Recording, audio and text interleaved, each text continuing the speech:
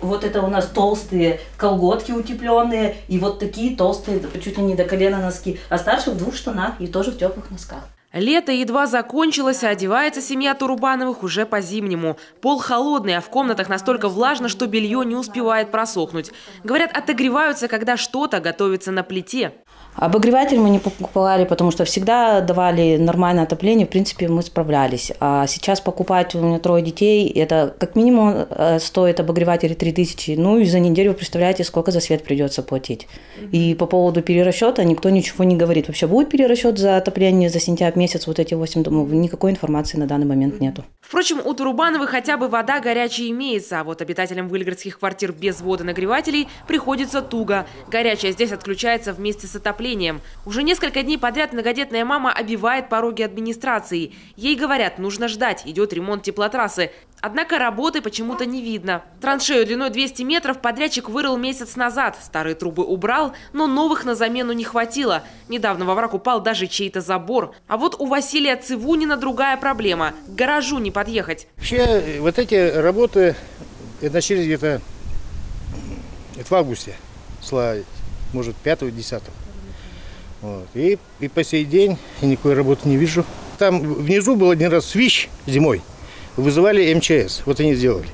Вот из-за этого свища, наверное, решили поменять полностью линию. Оказывается, подрядчик рассчитывал, деньги администрация ему выплатит авансом. Но это стало бы нарушением закона. К сожалению, на основании действующего законодательства администрация на сегодняшний день не имеет права выбирать того подрядчика, в ком она уверена. На основании существующей системы проведения торгов и аукционов мы зачастую получаем, будем говорить прямо, это проблема не только нас и не только региона, в том числе и России.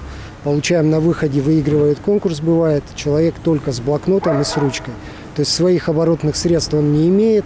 Опять же, согласно действующего законодательства, мы не имеем права осуществлять предоплаты. Такую же картину жители Выльграда наблюдают в самом центре села. Правда, здесь подрядчик работает активно, но закончить планирует не раньше 20-х чисел. Рабочие только сейчас сняли старые трубы.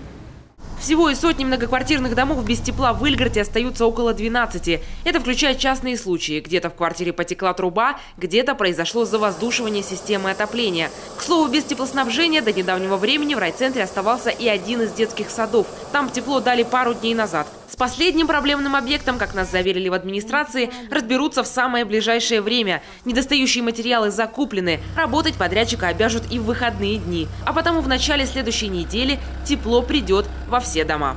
Таисия Жакова, Олег Костромин, телеканал Юрган, Сыктывдинский район.